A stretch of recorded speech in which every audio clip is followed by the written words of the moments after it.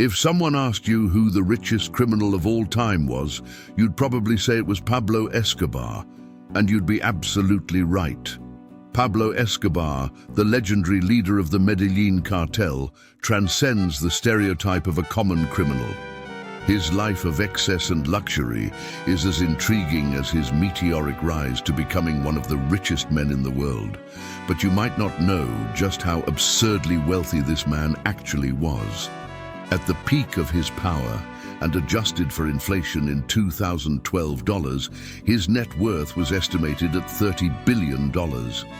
Now, $30 billion is a difficult number to wrap your head around, so let's look at it from a different perspective.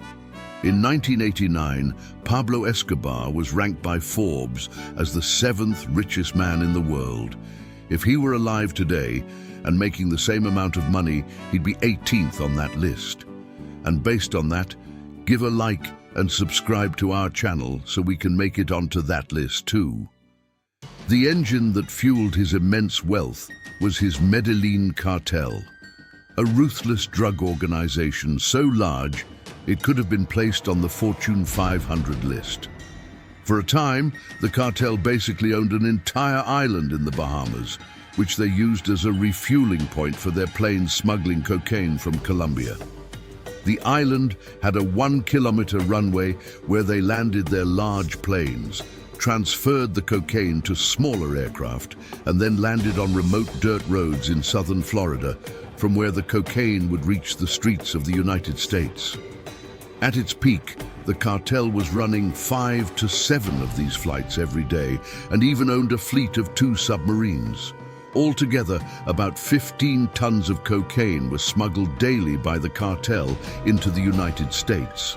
This meant they controlled between 84 and 90% of the cocaine supply in the US and around 80% of the total global supply.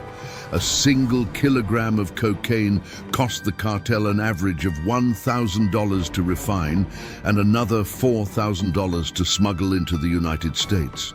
Pilots employed by the cartel could earn up to $500,000 per flight to the US.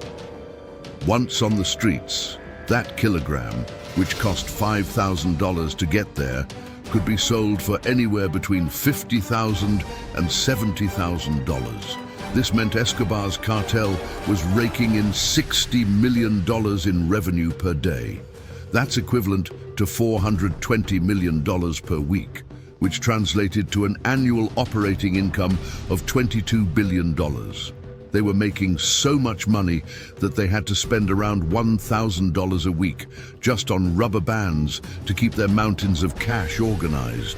They ran out of places to store their money and had to resort to hiding it in old, run-down warehouses or even burying it in remote fields. Escobar decided to write off 10% of his monthly revenue simply because that was roughly how much was being eaten by rats or damaged by water. This amounted to about $2.2 billion every year being destroyed, and it didn't really affect Escobar much. This was a man who once burned $2 million in cash just to keep his daughter warm when she was cold. Now, let's put those numbers into perspective. As mentioned earlier, these figures are so astronomically high that they're hard to visualize. Think about how the average annual income for someone in Colombia today is $5,194. This means it would take roughly 4,235,657 average Colombians to combine their annual incomes just to match Pablo Escobar's. Shifting to the United States for a comparison, the average annual household income is $51,939.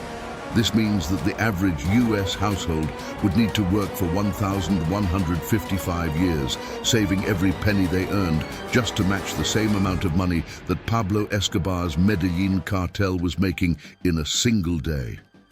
Amazingly, to equal the amount of money the cartel was bringing in over the course of a year, it would take 424,000 average US households combining their annual incomes. That's roughly the population of the city of Miami. And what about Escobar's reported net worth of $30 billion? That amount is so high that it's roughly equivalent to Paraguay's GDP in 2016, a country with nearly 7 million people. If the Medellin cartel at its peak were actually listed as an American company on the Fortune 500 today, it would be ranked as the 129th largest company by annual revenue, earning just a bit more than the Union Pacific Railroad Company, while also surpassing the earnings of companies like Starbucks, Staples, Kohl's, Southwest Airlines, and even Facebook. But all that wealth couldn't last forever. Escobar's cartel was responsible for around 3,500 murders, 500 of which were police officers in the city of Medellin.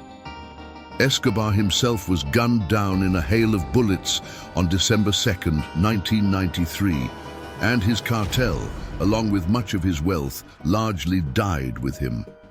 Pablo Escobar, the infamous leader of the Medellin cartel, not only amassed a colossal fortune through his criminal activities, but also lived a life of unparalleled luxury and extravagance. Escobar had a private zoo at his mansion, which housed an impressive variety of exotic animals, including hippos, giraffes, and elephants. His passion for luxury cars led him to collect a wide range of vehicles, from high-performance sports cars to limousines and race cars. Additionally, his multiple mansions throughout Colombia were architectural masterpieces, equipped with swimming pools, tennis courts, and even helipads. However, despite his extravagant lifestyle and reputation as one of the world's biggest drug traffickers, Escobar was also known for his financial support of impoverished communities, building houses, schools, and hospitals for those in need. To hide his immense wealth, Escobar was involved in numerous money laundering activities, investing in legitimate businesses, acquiring properties, and even buying soccer teams. These additional details provide a fuller picture of Pablo Escobar's complex and multifaceted life, and how he used his vast fortune to sustain his lavish lifestyle, while simultaneously staying connected to his communities. While Pablo Escobar's fortune made him an influential man during his life, his legacy has left a lasting impact on our pop culture and television shows.